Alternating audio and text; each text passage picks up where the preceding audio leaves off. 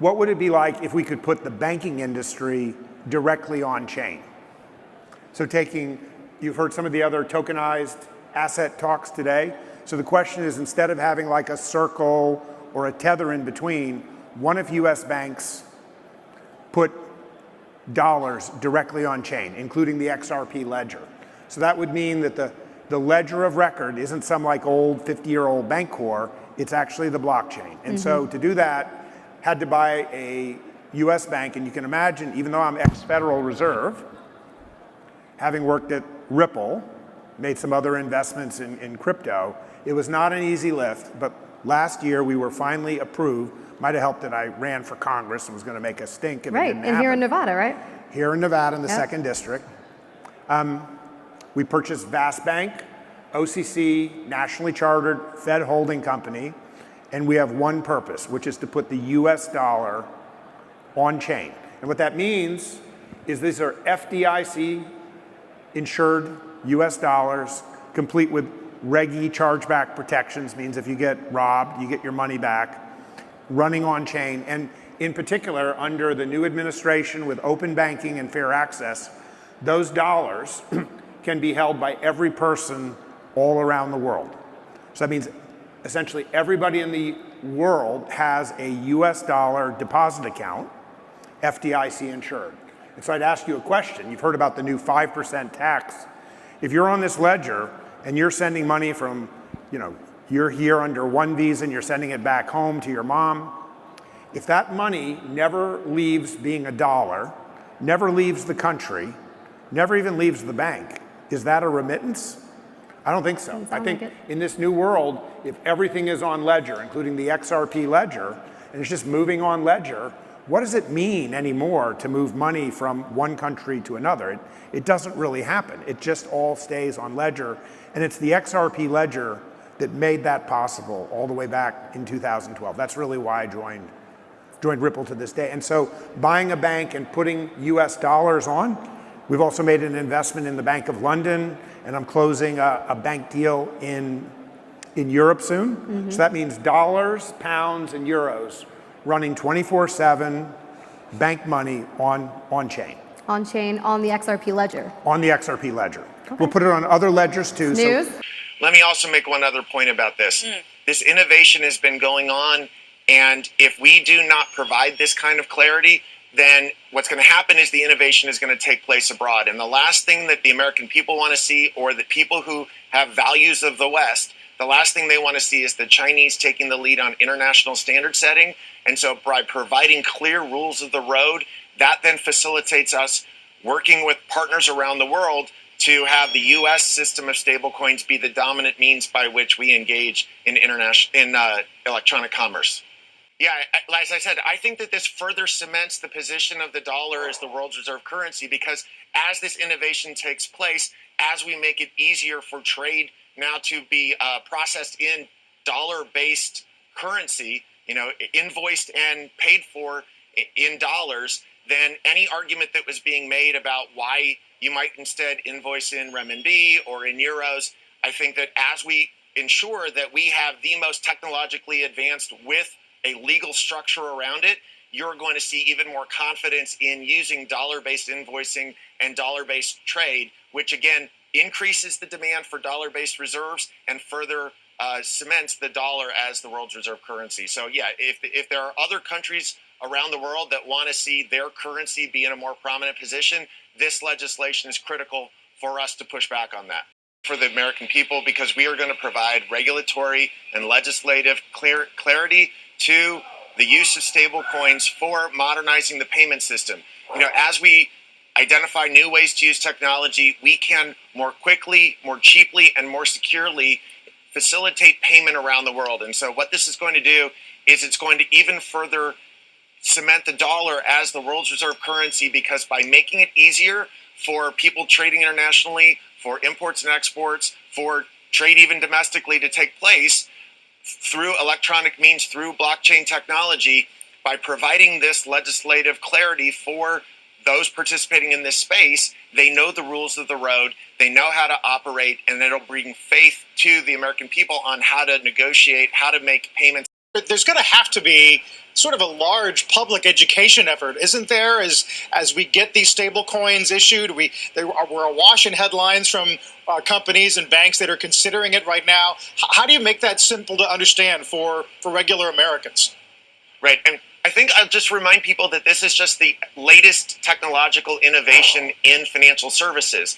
I remind people all the time, we used to go into banks, now we use automated teller machines. We used to make deposits in person, and now we can make them through our phones. We do a lot of things through this is just the latest way of using technology to make it faster, cheaper, and more secure. And so the private sector providers of this, yes, are going to have to educate their customers. And just as we have shifted to other more modern forms of technology in financial services, it's going to be incumbent on the providers to explain to users and build out their confidence in how these new platforms are going to work. Yeah, well, I think now that we have clear legislation, we're going to see the Fortune 500 really start to adopt stablecoins. We've started to see this a little bit already, even with the news that this was, going to pass in the near future. Coinbase just launched an integration with Shopify, for instance, and we've seen announcements from Walmart and Amazon, and almost every Fortune 500 company is now coming in and starting to look at stablecoin payments. And so this is a big opportunity for us. It's a TAM expansion for our business, and we think that we can provide these wallets and payment APIs for really, the whole financial system and every company eventually. Yeah, and is it safe to call this a new and emerging revenue stream for Coinbase? And if so, how quickly does that grow over time? Yeah, so that's absolutely right. Our first revenue stream was around trading, and then we also have subscription and services, which has become a bigger and bigger part of our revenue over time. I think payments is the next big category, and this is a daily use case for crypto for millions of Americans and eventually people around the world, especially those doing cross-border transactions and in countries where they don't have stable currency. They might have 50, 100% inflation a year, and so they have high demand for the dollar. They can now, if they have a smartphone, they can get access to a dollar-denominated account. And so I think trading and payments are going to be the two biggest categories for us, and it's absolutely a new revenue line for us that'll smooth out our revenue with like a daily use case that's not tied to crypto trading volatility. Welcome to the Cryptoteacher. Don't forget to like and subscribe to the channel. And make sure you're joining the Patrons. If you're not a part of the Patrons, make sure you're hitting the Cash App and go like and follow the TikTok. More videos to come. And we hear the same talking points when it comes to the Genius Bill and these stable coins, but we know they're leaving out the most important piece when it comes to the mainstream media. But they did bring up education, and we know for a fact they're not going to educate the masses. They just want them to tap and keep it moving. But we keep hearing that stable coins are making the financial system cheaper and faster, and we're getting it updated. But what they're leaving out is that it's on blockchain, and blockchain is making everything cheaper, but also recording everything, an automated ledger, because we already know the banks are already digital. They already move trillions of dollars daily digitally. So that's nothing new. What's new is by this money being on blockchain, and then you have everything tokenized, this will lead to AI agents and robots being able to take over the economy without a human involved. Nothing is going to be real. Everything digital. And what I mean by that is that nothing is going to be physical. And this opens the gate for the metaverse, where your life is going to be a real life video game. And I played that video hundreds of times. Uber, Bitcoin, self-driving cars, and now it's here. So therefore, you won't need a human at all to run a successful business. I know it sounds like a movie, but remember, your life is an illusion and TV is your reality. And remember, the Cryptoteacher tells you, because he knows, when it comes to the NWO, it's all planned out. You have a wonderful day. Broadly expand the industry in a one day that, if it hasn't already, is going to affect VanEck clients? It's affecting a lot of parts of the market. If you just look at what's happened this week so far, we started off with bank earnings. It's earnings season, and the bank CEOs, what are they talking about? They're talking about bringing out stable coins. So you don't really need to know what a stable coin is. I agree that but it can be behind the scenes, but it will be affecting all the brand name companies that are part of the indices. So not just banks, but you see Uber talking about using stable coins. They're going to use it to lower costs. Because right now the credit card system, which is what a lot of people use, is expensive for people. Well, I think the key piece here is the following. So cryptocurrency is a fantastic new innovation. It allows for a faster, cheaper, more secure, better payment system. People are already using cryptocurrency around the globe to achieve that end. The adoption is fantastic. I mean, we're growing at multiples every year with adoption of cryptocurrency for payments. This brings cryptocurrency and the US dollar together to where the US dollar can now kind of ride on those rails of the better, faster, cheaper payments. And we can now bring the US dollar to more and more global payments around the world. So I think it's a huge win for the crypto industry and a huge win, frankly, for the US dollar and for the United States. Why is it a win for the US dollar? Just some other reason to purchase the dollar vis-a-vis the stablecoin? So the stablecoins now are basically a way to hold and send dollars in a much faster, more global way at lower cost. We can now move, frankly, millions, tens of millions, hundreds of millions across the globe for virtually zero cost with the stablecoin. Now that we have this structure with the stablecoin bill, we can do that in a very clean, clear way that's under a regulatory framework. And so it's a huge win for adoption of the dollar across the United States and across the globe. It's incredibly significant. I think it shows that this country is ready to take the lead globally with digital assets, and it should be in the lead. Digital assets, along with artificial intelligence, are the two frontier technologies that are not just going to shape the future of the financial industry, but the future of every industry. So we're really happy about this. We think, and we spoke about this last time from France, that connecting crypto technology to assets that have real world utility is how you actually unlock a tremendous amount of potential for this technology and unleash it. So stablecoin, if you think about it, is the most basic form of tokenization. You're not tokenizing stocks, but you're tokenizing dollars and US treasuries. So I think this paves the way for the entire financial system to eventually be powered by crypto technology, and that to lead to much more value to users and much better economics. So we're excited to support that and for what's to come with clarity and beyond. Going to a different economy, and we're going to be learning more about that as we go. But clearly, we're learning that things can be done from remote locations. We're learning that technology can replace people even more than we thought. We're not going back to the same economy. We're recovering, but to a different economy, and it'll be one that is more leveraged to technology. And I worry that that is going to make it even more difficult than it was for many workers.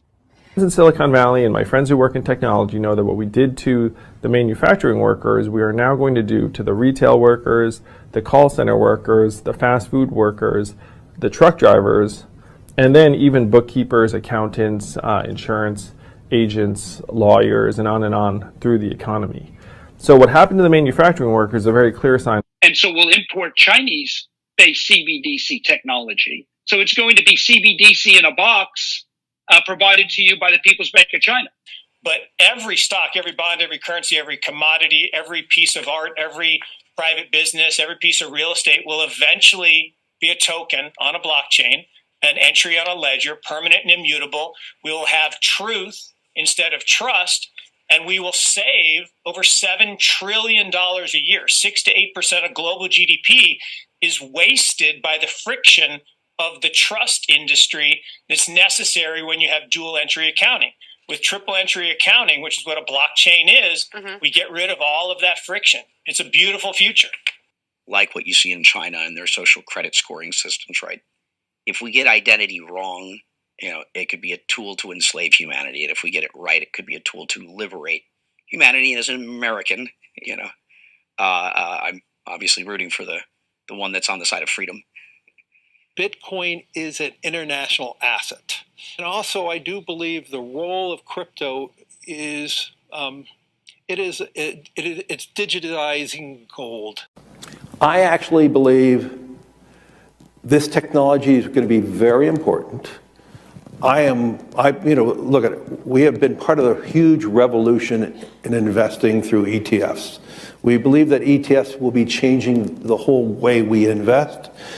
Many people still use it as a means, people are investing it for indexing. No, the majority of people who are putting money in in ETFs are active investors that are buying exposure. The entire bond market is being transformed as we talk right now. I believe the next generation for markets, the next generation for securities will be tokenization of securities. And if we could have that distributed ledger that we know every beneficial owner, every beneficial seller, we all have our code of who's buying, who's selling, instantaneous settlement. And think about it, it changes the whole ecosystem. Chinese bank ICBC has been hit by a ransomware attack, and the U.S. Treasury market, as a result of that, has been disrupted. This, according to the Financial Times. We're getting at more right now with Bloomberg's Shonali Bassick. Shonali, what do we know? Listen, we have the Financial Times now reporting that ICBC, one of China's largest banks here, was hit with a ransomware attack. And remember, they're a very significant intermediary in the Treasury market. The SIFMA has told its members that this has been part of the reason here that the system is kind of clogged up, if you will, during that auction that we saw a little bit before. The attack had prevented ICBC, according to the Financial Times, from settling Treasury trades on behalf of other market participants. A large executive at a major bank also telling the paper that such a large party on the fixed income clearing corp creates major concerns, potentially impacting the liquidity of Treasury markets. Now, it was not just a poor auction. It was absolutely lousy, and when the dealers have to step in to save a treasury auction, that's a rare occurrence. And Crypto Teacher and the New World Order book, plus the 3 kids books. It's time to re-educate. Also, new to cryptos, Coinbase, Bitrue, Binance. Do not forget book links and crypto links are in the description. The stock channel, guys. Don't forget to go like, subscribe, spread everywhere. You have your Kobo, your chip stocks, your banking, your gaming. While everybody's sitting at home, get home stocks, the Xrpl, the biotech stocks. And while everybody's at home wishing, they were still getting that free money. What are they doing? Drinking and smoking weed. Don't forget about those stocks, and you have a wonderful day. The most powerful person in the world is the storyteller. The storyteller sets the vision, values, and agenda of an entire generation to come. Steve Jobs.